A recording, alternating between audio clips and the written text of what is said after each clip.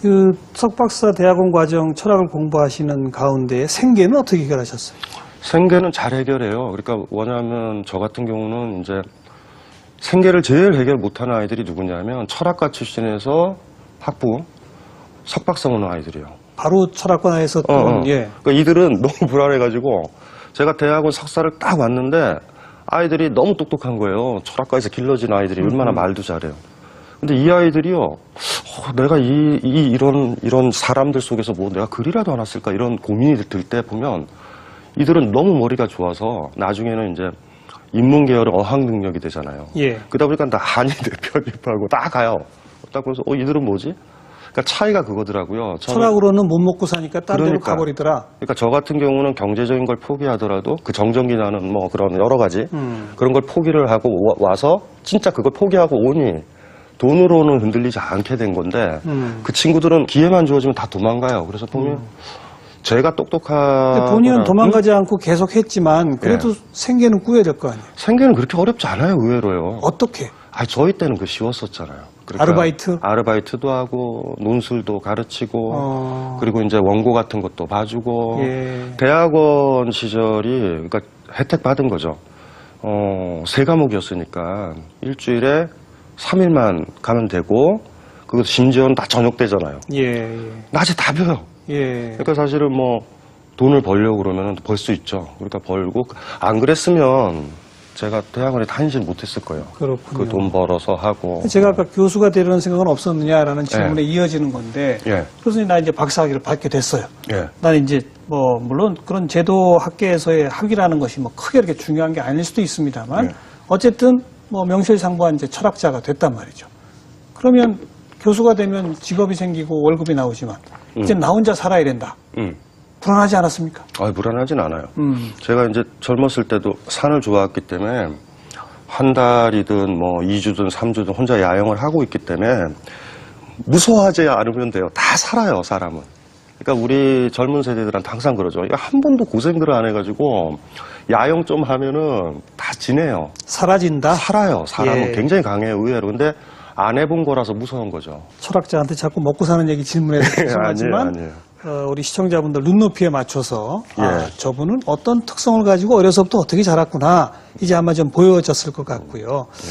아까 본인 자기 스스로를 소개할 때 이 철학자가 어려운 외국의 어떤 이론만 소개하던 그런 사람들이 아니라 진짜 20세기 말 21세기 한국 사회를 고민하는 철학자로서 살고자 노력한다. 예. 이렇게 말씀하셨습니다. 예. 그런 의미에서의 철학이 뭡니까?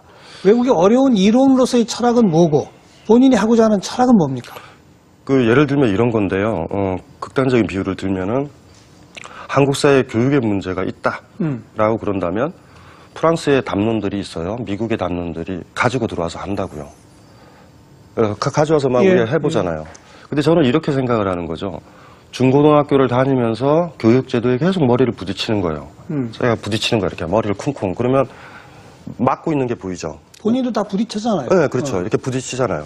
그러면 그 사람이 한국 교육 구조나 교육 현실에 대해서 글을 쓸 수 있죠. 그렇죠. 그럼 한국적인 게 되죠. 예. 그런 글들이 지금 안 나온다는 게 심각한 문제예요. 그러니까 프랑스에서 우리가 예를 들면 구조주의라는 담론이 있었잖아요. 근데 구조주의가 어떻게 나오냐면 공식인데요. 실존주의, 구조주의, 후기구조주의 이래요. 실존주의는 뭐냐면 자유잖아요. 자유롭게 막 뛰쳐가다 보니까 벽이 나타나요. 팡팡 부딪히잖아요.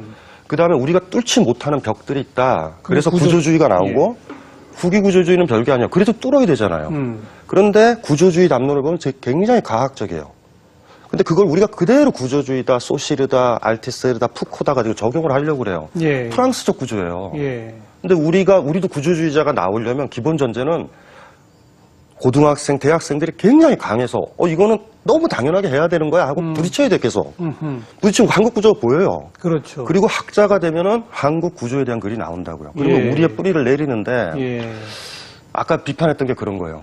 너무 쉽게 간다. 그러니까 사태나 우리 사회의 구조들은 보지 않고 색안경을 한번 바꿔 보는 거죠. 뭐 달리 보이는 거 아니야? 이러면서 변죽만 올리고 지금도 돌아보면 20년 동안 보면 유행이 너무 많이 가죠. 뭐 들레즈 유행했다가 뭐 랑시에르 유행했다가 지나가요. 그렇게 또 팔고. 지금 말씀하시는 철학자들의 이름이 거의 잘 모르는 분들이긴 하지만 예. 어쨌든 우리 사회에 있는 어떤 현상을 보긴 보죠. 철학자들도. 피상적이죠. 그러니까 아주. 보긴 보는데 자기가 외국에서 배웠던 어떤 이론하고 비슷해 보이면 그 이론을 갖다가 설명을 한다. 심각한 문제예요. 이거 그죠? 네, 심각한 문제예요. 그게. 그래서 이게 그 우리 한국 토착형 철학 이론은 지금 정립이 돼 있습니까? 토착형 이론이라는 게 뭐 그 의미가 있는지 모르겠는데요. 그 얘기를 먼저 하면 되죠. 철학이 진리를 얘기하잖아요. 예. 근데 진리라는 거를 이렇게 막 교과서에서 보는 것처럼 어렵게 생각하시면 안 돼요. 진짜와 가짜예요. 철학은 진짜와 가짜를 고민하면 철학자예요. 그러니까 예를 들면 뭐 한 10년 된 커플이 있다. 남편이 직장 나가면서 문 앞에서 아침에 출근하면서 사랑해.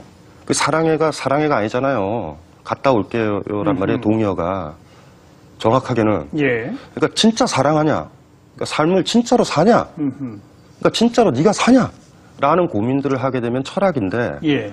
그러니까 유사이래로 다 그래서 진짜와 가짜의 문제를 고민하는 거죠. 그래서 어떤 주어진 상황이 벌어지면 철학자는 이게 진짜일까 가짜일까라는 걸 얘기를 하니까 한국적 이론이요? 한국적 철학이라고 그러면 그거에 개입을 해야 돼요. 이게 진짜냐? 가짜냐? 이제 그걸 하려고 이제 노력을 하는 거죠. 많이. 그래서 뭐 이론이요? 한국적 이론을 만든다? 글쎄 잘 모르겠어요. 그거는 결과물인 것 같고. 근데 그 진짜냐 가짜냐를 본인이 판단하기 위해서도 예. 뭔가 기존에 있었던 여러 철학적 사유와 이론의 토대에 두어서 그것을 근거에 해서 본인의 판단이 나오는 거 아닌가요? 있죠. 그렇죠. 그러니까 이런 거죠. 이렇게 공구장치를 많이 가지고 있다가 예. 막 써봐야 돼요. 써봐서 버리는 과정이 필요하죠. 어차피 우리가 반성하고 사유하는 거는 학문적 연속성이라는 거 있어요. 역사도 그러니까요. 있고. 그걸 다 버리자는 얘기가 아니고 그렇게 버려서 지워나가는 과정이죠. 그러면은 제가 이제 예를 들면은 서양의 뭐 예를 들면 뭐 플라톤이다. 그럼 제가 현실에서 플라톤을 막 써보려고 그러다가 우리 사회에 맞는 플라톤이 있잖아요. 예. 그러면 그 부분을 강하게 저는 글을 써요. 그러니까 독자들이 제 글을 많이 좋아하는 이유는 딱 그거예요. 우리 사회의 문제는 이거였는 것 같은데 플라톤이 이걸 봤네? 다른 철학자들, 철학 교수들이 우리 사회 현상을 보되 피상적으로 보고 예. 여기 어떤 이론에 그렇다면 그냥 갖다 맞추려고 하더라. 예. 본인도 맞추려고는 하는군요. 두 가지인데요. 시도는 하는데 한계를 알고 아니. 한다? 그럼 어떤 거예요? 텍스트를 학자는 두 가지를 알아야 돼요. 현실이라는 삶의 텍스트를 알아야 되고 과거 고전의 텍스트 두 가지를 알아야 돼요. 그래서 과거 고전을 읽을 때 현실이라는 텍스트에서 문제됐고 고민했었던 거에 비슷해서 읽어줘야 되고 그렇죠. 이게 피드백이 돼야 돼요. 예. 지금 현재 학자들은 현재라는 텍스트를 읽으려고 하질 않아요. 현재를 현실이라는 텍스트를. 이 두 가지를 저는 계속 피드백하는 거예요. 그러니까 이게 뭐 완전히 뭐 기존 철학을 부정한다 아니에요. 현실을 완전히 받아들여 현실에서 새로 하겠다 이런 거 아니에요. 왜냐하면 예전에 그 많은 것들이 있는데 그 좋은 것들이 있는데 그거를 버리고서 저 혼자 날조하듯이 만들 필요도 없고 또 인류사나 인간의 삶 자체가 2000년 전 삶이나 지금 삶이 그닥 질적으로 완전히 변했다고 보여지질 않아요. 하긴 예. 세상에 지식은 많이 늘어났지만 지혜는 그대로다는 말이 있지 않습니까? 예. 그러니까 철학이 또 한편 깊은 것도 그렇게 되죠. 그래서 이제 그 피드백을 계속 하기에는 대학이라는 제도는 진짜 적절하지 않아요. 왜냐하면은 일반 대중을 만날 때 좋은 게 그거예요. 그분들과 얘기하다가 전 현실 텍스트를 배워요. 그분들한테 배워요. 그분들의 삶, 그분들의 인생, 배워요. 네. 그리고 이분들한테 그분들의 진짜 고민. 네, 그러니까 이러죠. 그분들 딱 얘기 들어보면 내가 옛날에 그 철학자 읽었는데 그 구절이 떠오르는 거예요. 그러면은 그걸 가르쳐 드리죠. 예. 요 구절 한번 음미해 보세요. 예. 그러면 삶이 비춰질 거예요. 그러니까 이거를 7, 8년 이상 강연을 하고 알겠습니다. 일반 사람들을 만나서 이제 얻어지는 거죠. 예.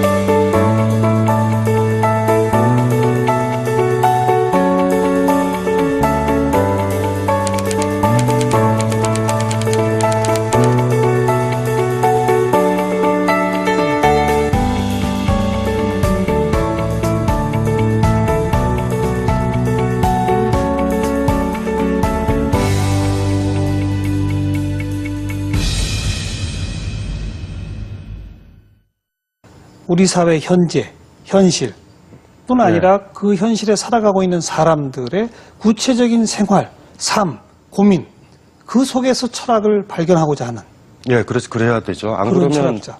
저는 가치가 없죠. 그래서 거리로 나가시는 거군요. 그래서 거리로 글쎄요. 거리로 나간 건 아니고 사람들이 부르면 가죠. 제가 먼저 나가진 않아요. 그러니까 절대. 처음은 예. 책이었습니까? 책이었죠. 강연의 시작도 책이었죠. 책이었죠. 그러니까 책을 내시고 예. 책을 좋아하는 사람들이 생기고 부르죠. 사람들이 직접 좀 이야기를 들어보자. 너 일로 와봐. 뭐 이래가지고 시작을 이제 하게 되는 거예요. 예. 그 다음에 이제 부르는 사람이 있으면 아무데나 갑니까? 제 책을 읽고 부르면 책을 쓴다라는 건 연애 편지와 같아서 일반 독자들한테 그분들이 책을 보고 불렀잖아요. 그럼 무조건 가야 돼요. 그거는 의무예요. 아니면 쓰지 말던가 몇 명이 모여도 가야 돼요.